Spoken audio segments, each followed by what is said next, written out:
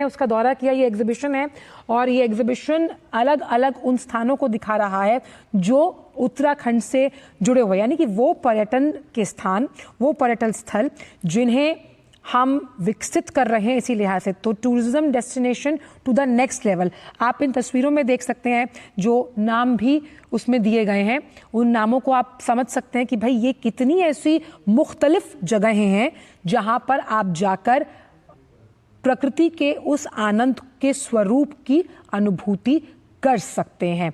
जिसमें यहाँ कई मंदिरों के नाम मैं पढ़ पा रही हूँ। बाला सुंदरी मंदिर है, paragliding eight Tehri, celestial wanderer के लिए भी एक जगह है, ओली है और नारकुंडा है। ये कुछ ऐसी जगहें हैं जिनके नाम हम सुनते हैं लेकिन शायद उनकी तस्वीरें हम अपने ज्ञान चक्षुओं में उस तरह से कैद नहीं कर पाए। लेकिन इस एग्जीबिशन के माध्यम से आप देखिए, समझ सकते हैं कि conservation of tourism promotion as नारकोलास, ऐसे ही चिटाई गोलू टेम्पल, जितना मैं पढ़ पा रही हूँ यहाँ से, ये अलग अलग वो जगहें हैं जो जिस पर्यटन को शीतकालीन पर्यटन सत्र के लिहाज से आगे बढ़ाने की बात धामी सरकार कर रही है, ये उसी तरह के स्थल। आप देख सकते हैं कि मुख्यमंत्री साहब यहाँ पर मौजूद हैं। वो खुद प्रधानमंत्री को उन तमाम स्थलों के बारे में चिर परिचित अंदाज में जानकारी दे रहे हैं, क्योंकि असल में उद्देश्य, लक्ष्य इसी प्रतिबद्धता का है कि कैसे उत्तराखंड का आर्थिक विकास पर्यटन के लिहाज से हो, वहाँ के लोगों के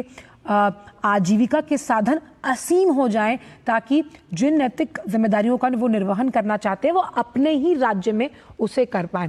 और पैराग्लाइडिंग हुआ या अलग अलग जो स्पोर्ट्स है, देखिए विंटर स्पोर्ट्स के लिहाज से हमने देखा था कि जम्मू कश्मीर को भी विकसित करने की बात की गई, लेह लद्दाख में तो होते ही हैं। अगर उत्तराखंड भी विंटर स्पोर्ट्स के लिहाज से एक अहम डेस्टिनेशन बनता है तो ये अपने आप में इंटरनेशनल लेवल पर भी अपनी पहचान बनाने का मादा रखेगा।